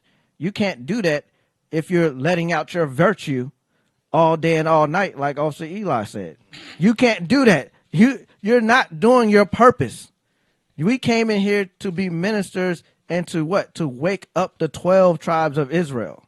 We don't have time to be sitting down and getting into our lust and falling into our lust. That's why you have your leadership and the brothers around you. But read. And from the power of Satan. And from the what? From the power of Satan. And from the power of Satan. From the power of Satan. That's what we're trying to get our people out of. The power of Satan. When you see the OnlyFans, when you see the certain TV shows, all this stuff is from the power of Satan. The wiles of the devil. Go ahead. Unto God. So we're trying to take our people from the power of Satan and bring them to the power of God. Read. That they may receive forgiveness of sins. That they may what? Receive forgiveness of sins. Read. An inheritance among them which are sanctified by faith that is in me. So that's what we're trying to do. We don't have time to be giving in to our lust and when we're in here and we know the laws. Like you said, we know the laws. Just like they said the Pharisees in Romans 2, he said what? They were circumcised, the northern kingdom uncircumcised, but the circumcised supposed to be keeping the laws, but they weren't keeping the laws. But the people that are uncircumcised, we can say like the people that's out in the world now, they're keeping, you know what I'm saying? Most of the time when it comes to marriage and stuff like that, they're keeping, you know what I'm saying, some of the laws. You're hearing them say what to do, what not to do, and all that. But we got people here that's in the body that's been in 3, 4, 5, 6, 7, you know. The brothers that years. showing the people that Officer Yiki been showing on video, they're part of that Romans 2. They're part of that Romans 2, yeah. That uncircumcised. But we got people here that know what the laws are and been taught the laws for years, yet they're not applying and keeping them. Because one of the things like what Officer Eliakim brought up with the dopamine and all that, all of those things are even the thumbnail about the porn and all those things are addictions. What's not happening is get 1 Corinthians 16 and 15. Because the Lord said it's okay to have an addiction, but he tells you what to be addicted to. Yep. 1 Corinthians chapter 16, verse 15. I beseech you, brethren, ye know the house of Stephanus, that it is the first fruits of Achaia, and that they have addicted themselves to the ministry of the saints. Paul said, addict yourself to the ministry. Not to porn, not to evil sexual desires, not to money, but to what? Read that part again. Alcohol. Not to alcohol. Read it again. To the ministry of, read that part again. They need to hear the addiction in the Bible. Yes, sir. And that they have addicted themselves to the ministry of the saints. So Paul even acknowledged that there was brothers in the body that their dopamine came from doing the Lord's work. That's where the dopamine came from. They was addicted to doing the work of the Lord. And we got to have that posture. Like, we got to, when brothers call us, we got to go over the scriptures. Or even if we're not home or we're in the driving, the conversation has to be biblically based. Even if we're talking about anything else, we got to tie it back to the Bible. Because if we don't, this is how murmuring comes about, or this is how lying, hatred, all of those different avenues start to happen because our conversation is no longer in the ministry. We got to talk about. Call us. Hey, yo, Officer Elam, I had an idea, man, about the radio show. Or we need to start thinking like that. But if we're talking about murmuring or foolishness or hatred or whatever, or some crap from the world, we're going to get messed up. That's Officer here? Yes, sir. Let's finish playing that video.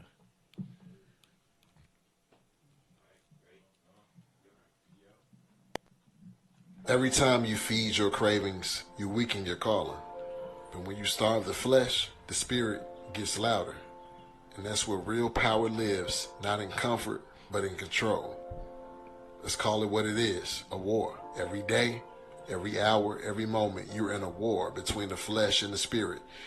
Two opposing forces fighting for control over your choices, your focus, and ultimately your destiny. The flesh, it wants ease. It wants food when you're not hungry. It wants lust when you should be loving. It wants comfort when you were called to grow. It craves validation, attention, sugar, dopamine, porn, laziness, all of it. The spirit, it craves discipline. It craves truth. It's not flashy, not loud, but it's focus. It wants to build you, not numb you. It wants connection with God, not a quick fix from the world. Here's the truth. You don't hear enough. You can't feed both. You can't serve purpose while feeding every urge. You can't chase calling while coddling comfort. Trying to do both will break you spiritually, physically, and mentally. See, people think fasting is just about skipping meals. Nope, that's dieting. This ain't that. Fasting is war, spiritual warfare, a declaration that your spirit is in charge now. Every time you fast, you put the flesh on trial. You tell your stomach, your impulses, your carnal urges, you don't run me. Fasting silences the noise. All the dopamine hits from food, screens, sugar, comfort, they fade. And when the noise dies, guess what gets louder? Your spirit, your conviction, God's voice. Jesus didn't walk into his ministry off a full stomach and a soft bed. He fasted 40 days in the wilderness. That wasn't a cleanse. That was a preparation for purpose. If the Son of God had to starve the flesh before stepping... Hey, pause there. Video. So, yeah. How long is that? 7 minutes. 7 minutes. We're not going to play all of it. But my point in this, right, he said, we don't understand the power of fasting, of denying the flesh. Because who get those urges when they fast? Oh, yeah. You know, like, I might. Everything smell good. But it's like you know, it's all you get those thoughts of trying to tell you, well, just do it. You know what I mean? Well, I ain't gonna fast. Give yourself a reason not to fast. Right. My wife wanted to get it in tonight. Or you didn't prepare with the food. You didn't prepare right. Mm-hmm. You didn't prepare.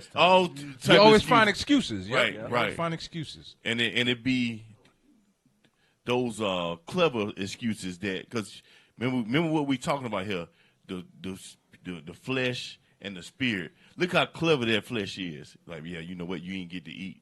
So, you know, you ain't, you know what I mean? Just fast, you know what I mean? So I think a lot of us that's in the body, we got to take that thing more seriously when it comes to fasting. Right. Abstaining from these different lusts that we battle with. You want to say something? Back you up on that? Yes, sir. Sirach chapter 37, verse 14. I'll just read this back you up real quick. For a man's mind is sometime wont to tell him more than 7 watchmen that sit above in an high tower. You want to read for him? You can get. You want me to read? Yeah, I got you. What verse? I couldn't even hear you. That was 37, verse 14. Sirach 37, 14. Yes, sir. Sirach chapter 37 and verse 14. Yes, sir. Just to back up to the point about your mind creating different excuses according to chasing after the lust that it knows that you have, according to the will of Satan, which is trying to tempt you to do those unlawful things. Go ahead. For a man's mind is sometime wont to tell him more than 7 watchmen that sit above in a high tower. Right. And you can use your intellect to get yourself out of situations, but in the terms of the context that we're bringing out, your mind will also feed you all type of things, like Proverbs 3 says that, what is it, your ways are not my ways. You'll follow not your own thoughts. Lean not on thine own understanding. Thank you. Lean not upon your own understanding. Because your own understanding, as we were bringing out, as officer was giving those examples. Oh, you didn't. Oh, well, maybe next time. All type of. So thoughts. what if your breath stink? Yeah. Oh well. Yeah. Smell it, brother. I'm fasting. No, I'm kidding. But I know what you meaning you gotta we can't make excuses with the fast. We gotta get it in. Yeah, we definitely. Because when you go through different persecutions and things like that, you know, you're not going to be thinking about food. If I may, officer, real quick, 2 Corinthians 11, Paul talked about it real quick. I think it's 11, start at verse like 25 or something like that. 2 Corinthians chapter 11, verse 25. Thrice I was beaten with rods. That's the one you want. Yeah. Yes, sir. Thrice was I beaten with rods. So Paul is mentioning the things that he went through in the ministry that he was himself addicted to. Go ahead. Once I stoned. Thrice I suffered shipwreck. A night and a day I have been in the deep. In journeyings often. In perils of waters. In perils of robbers. In perils by mine own countrymen. In perils by the heathen, in perils in the city, in perils in the wilderness, in perils in the sea, in perils among false brethren, in weariness and painfulness, in watchings often, in hunger and thirst, in fastings often. So Paul acknowledged that many of the times that he would go through things, that you had to fast. I remember when I was reading one time in the scriptures where it said, they had to tell, hey, you got to eat. They had to tell them. I think it was the bread will strengthen thy. They had to eat. Yeah. So he's saying even in certain things, he had to fast often. You think he dealt with that level of concupiscence and he just, it just went away through it? No, he said he had to go to the Lord thrice about it. I would imagine he was fasting when he was doing that. Right? Read on. In cold and nakedness. You're talking about when Christ said, my grace is sufficient for thee. Correct. Corinthians. Yes, sir. Yes. Read on. Beside those things that are without. Beside those things that are without the body. That which cometh upon me daily. The things that I have to fight with within myself daily. Go ahead. The care of all the churches. And the care that I have to deal with all of the churches. These are the things that Paul had to deal with. Same thing we deal with in the ministry. So what he's saying is, if you love your people, you're going to get yourself right, because the church is important. If you're not right, then you can't lead the church, and then the church suffers, and the Lord is going to kill us for not getting ourselves together. Right. That's right. A dispensation of the gospel is going to be given to you. Go back to Romans 7:24. We'll finish this out. Romans 7. Yes, sir. Romans chapter 7, verse 24. O wretched man that I am. So this is what Paul's calling himself. He said, O wretched man that I am. Read. Who shall deliver me from the body of this death? I thank God through Jesus Christ our Lord. So then, with the mind, I myself serve the law of God. But with the flesh, the law of sin. The law of sin. Jump to 24 again. Verse 24. O wretched man that I am. Who shall deliver me from the body of this death? Go to 2 Corinthians 12 and 7.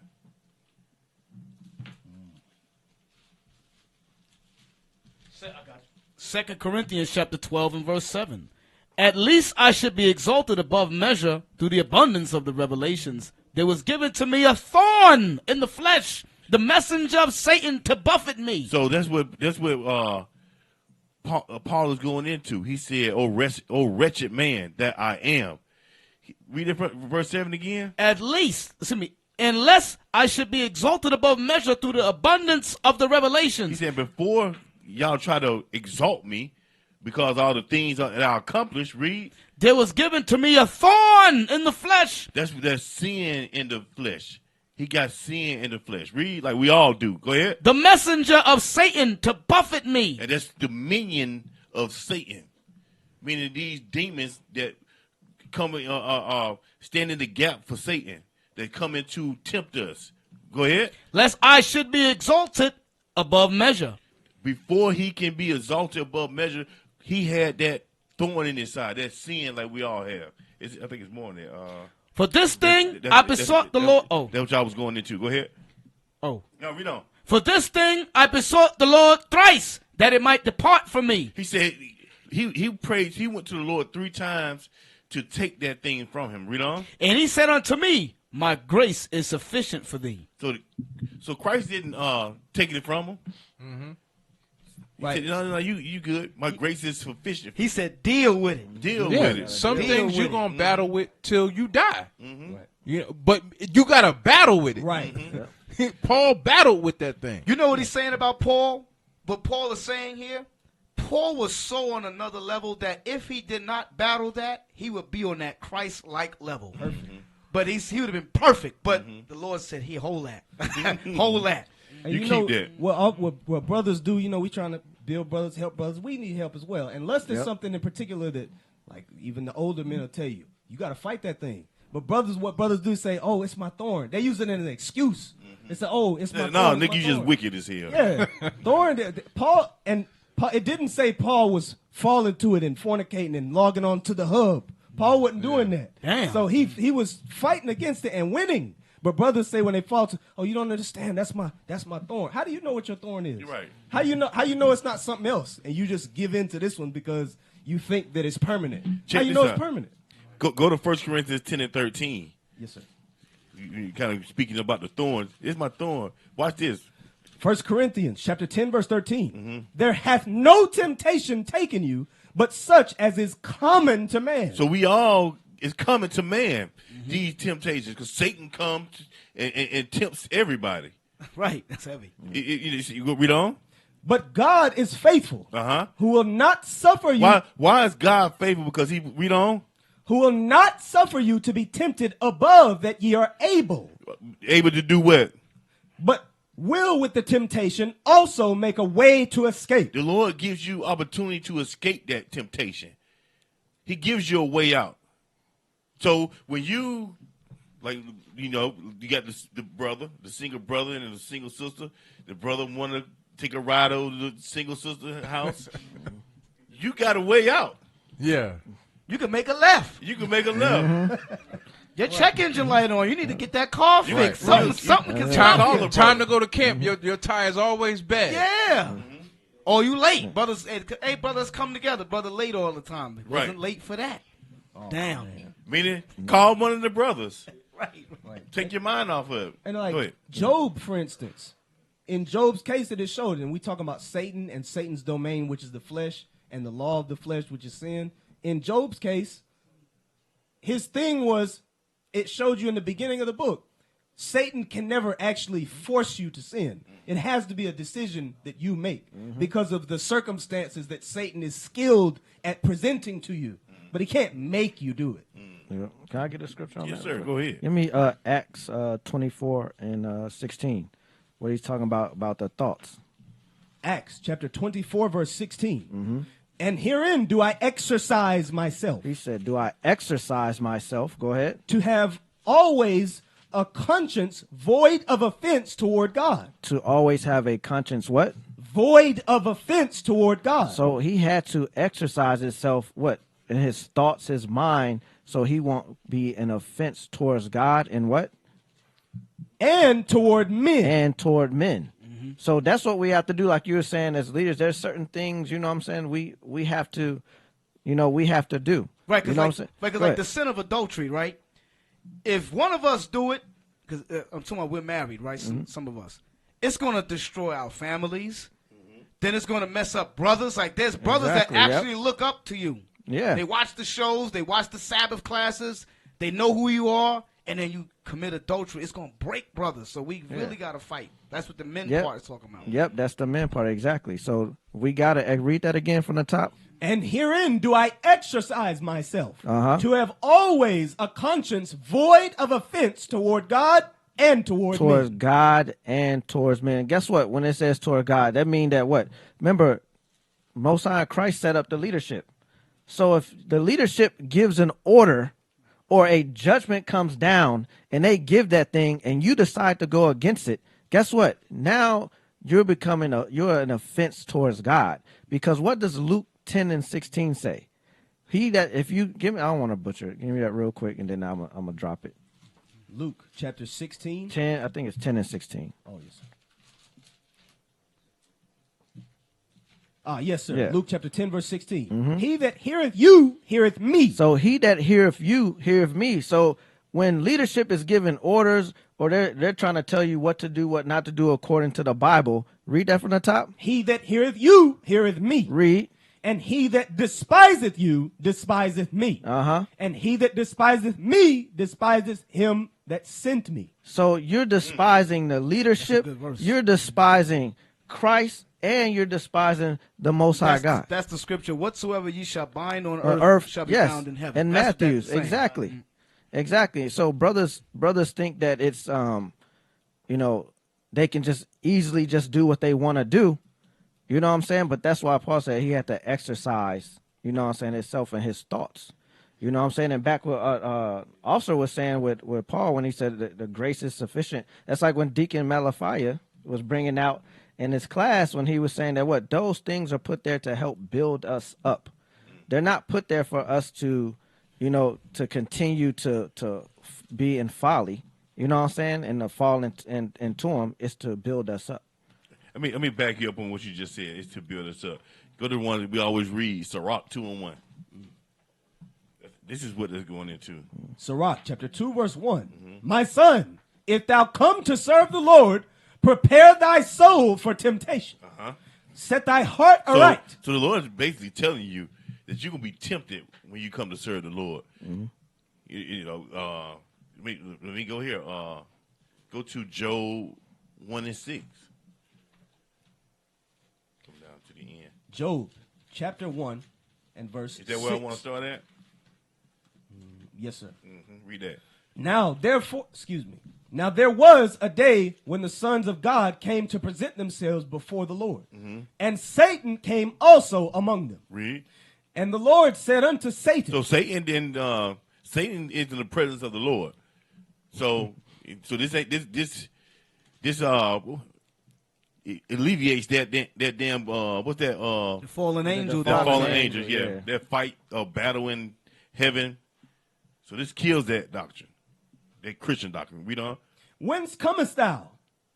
Then Satan answered the Lord and said, from going to and fro in the earth. And they even having the conversation. Go ahead. And from walking up and down in it.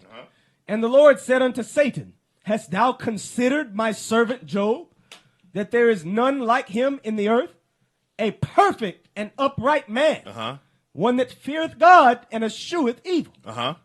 Then Satan answered the Lord and said, doth Job fear God for naught? Read. Hast not thou made an hedge about him? Aren't you protecting him? Read. And about his house? And his house, his substance. Read. And about all that he hath on every side? Read.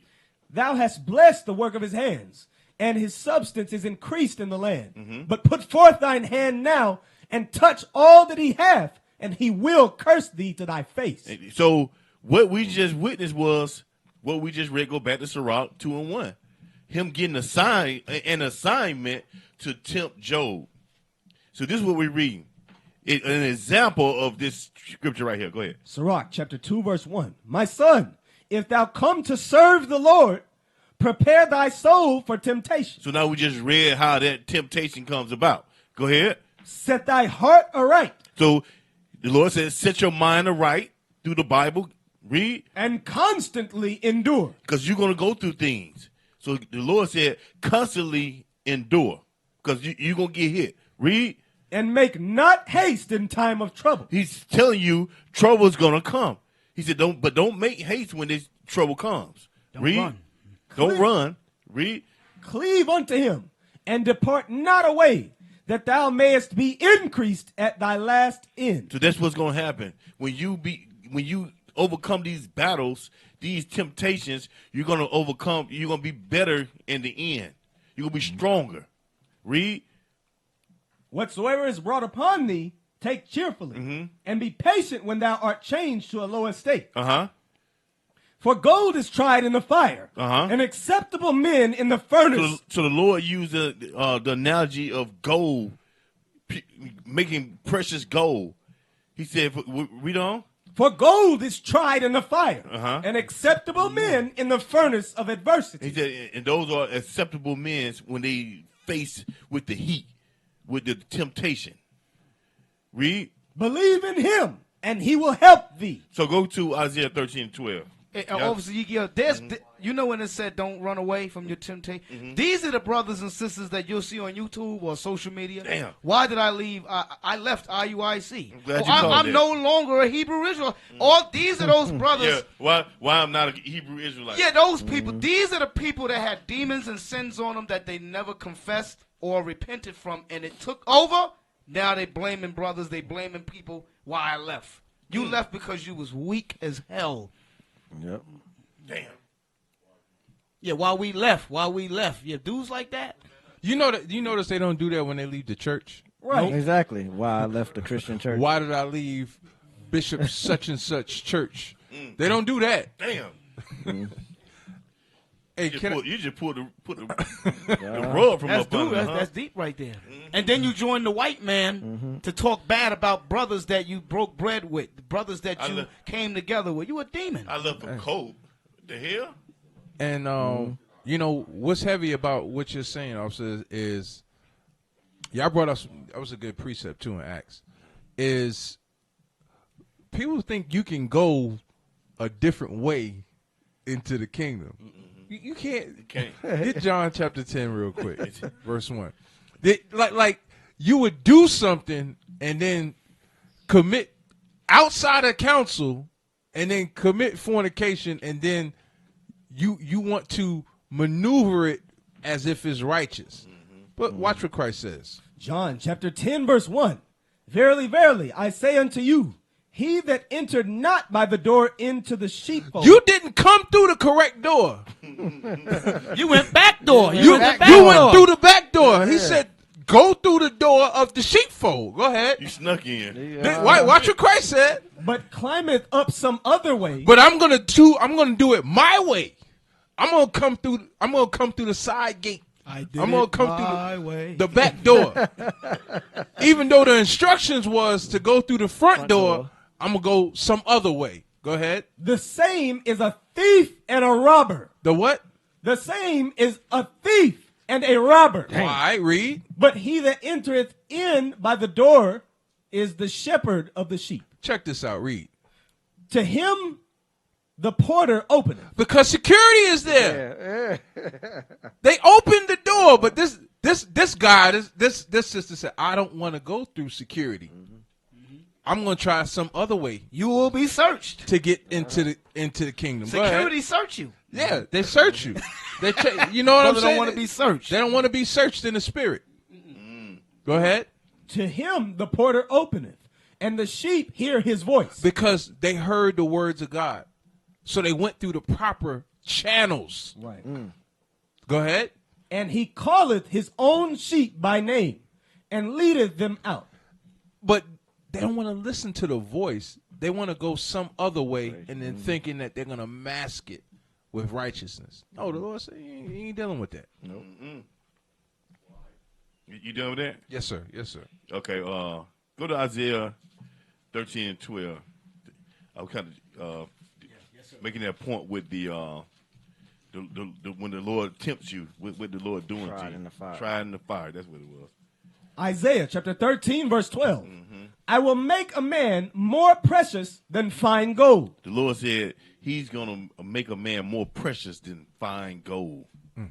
That's what he's trying to do. That's why he's taking you through these temptations. Okay? But it's up to you to pass these tests and not fall in them. Read it from the top again. I will make a man more precious than fine gold, even a man than the golden wedge of Ophir. He said, you're going to be that best gold, that precious gold. All right. Is that it on that? You want to say something? Nah, go ahead. Go back to Romans. Go back to Romans. I missed something in there. I wanted to bring out about that. Romans chapter 7. Start with go to Romans 7 and 21 and 22. Read that together. Verse 21. I find then a law that when I would do good, evil is present with me. For I delight in the law of God after the inward man. Read. But I see another law in my members, warring against the law of my mind, and bringing me into captivity to the law of sin, which is in my members. Give me Zechariah 3 and 1. Yeah, that was the one you wanted. Yep. Zechariah chapter 3, verse 1. And give an example. And he showed me Joshua, the high priest, standing before the angel of the Lord, and Satan standing at his right hand to resist him. Remember I said, I was saying how when you keep the laws, you want to do good. It's like a force. That's when the Lord said, if you come to serve me, prepare thy soul for temptation. Meaning that's how it works. It goes hand in hand. If you want to follow the Lord, it's going to be a force there to resist you. Right. Oppose it. That happened to David. Chronicles, it says Satan stood up against Israel and David. It said that. Yeah. That's some heavy. Even when we want to read the Bible, I was talking to one officer, Thenio. I said, Satan put sand in your eyes when you're trying to read. All of a sudden, you're tired. You can watch TV all day, whatever. Bible open. Now you're tired. Wicked. That's heavy. Because he numbered Israel. Right? But how much more even a bad example was it to go after lust as the king? It was just showing you from the beginning Satan was trying to Satan loved that. Out. Yeah. Yep. Read it one more time. And he showed me Joshua, the high priest, standing before the angel of the Lord, and Satan standing at his right hand to resist him. From that righteousness. We got 4 minutes. Can I? Go ahead. I was gonna. Back in Romans 7, dealing with that law in the war, right? The Colossians 2. Go ahead. You want that? Yes, sir. Go ahead. Can I get that Colossians? Because it mentions that. Colossians 2 and what? The 3 and 5. Colossians chapter 3 and 5. Yes, sir. Mortify, therefore, your members which are upon the earth, fornication, uncleanness, inordinate affection. So it says that, like was pulled earlier, that the things upon the earth are of the earth, are worldly, they are of sin. They have Satan's domain. They are Satan's domain. He can operate those things. And they are in you, and they pull at you at the spirit. The spirit and the flesh war against one another. There's a law of the mind, the spirit. There's a law of the flesh. But read that from the top again. Mortify, therefore, your members which are upon the earth. So the members, which are body parts or your actions, those fleshly body parts that have the pull of sin, they war against, just like it said in Romans 7, the spirit, which is trying to get you to do right. Right? Read it one more time. Mortify, therefore, your members which are upon the earth. Fornication. So it goes into the list of things. So we've read that list of things already. But that mortifying or deadening those members, and it says here, I wanted this point, that those members are upon the earth. And just like we've been reading, that earthly tabernacle is not what is going to inhabit the kingdom. That's not what's going to walk through. The spirit has to be stronger than the flesh. All praises. Appreciate you. Yes, sir. All right. Let's get that posted. No, don't worry about that one. We ain't got. We might. No. We ain't got time. I want to slide that last little video in. We got time? Nah, 2 minutes. All right. Let's go ahead and go. Hey, can we close out with this scripture real quick? Sirach 18 and 30. Just read it real quick. Sirach chapter 18, verse 30. So all of that we went over. Read this. Go not after thy lusts, but refrain thyself from thine appetite. Read. If thou givest thy soul the desires that please her, she will make thee a laughing stock to thine enemies that malign thee. Boom. Okay. Drop the mic. Go ahead. Put the arms up. There we go. Come on. Don't neglect to give alms. Donate to IUIC Gastonia at iuic.gastonia.nc@israelunite.org. Also, the Booster Club as well. IUIC.fundraising@israelunite.org. Radar broadcasts using the QR code. You can point your camera app at it if you're looking at it on TV, or you can screenshot it and then press the link that pops up on your camera roll. And then subscribe, making sure you hit the bell notification to make sure that you tune in every Friday at 6 p.m. when we are streaming live on this channel, the Bible, Book of Our Fathers. All praises. Come on. Shout out to they're not IT no more. They don't even say AV. They say Broadcast broadcast team. It's all praise to the Most High for y'all, holding it down. They see it, huh? Yeah. Officer Israel, Officer Manessa, Officer Gidron, Soldier Ajon, Soldier Gabriel, MOV Yaron, and MOV Eleazar. All praise to the Most High. All praise to the Most High. Yep. All praise. Shalom, Israel. Pray y'all got understanding for what we went over today. Hey, shalom. Most High in Christ bless. Happy Sabbath. Yes, sir. Shalom. Most High in Christ bless. Happy Sabbath. Shalom.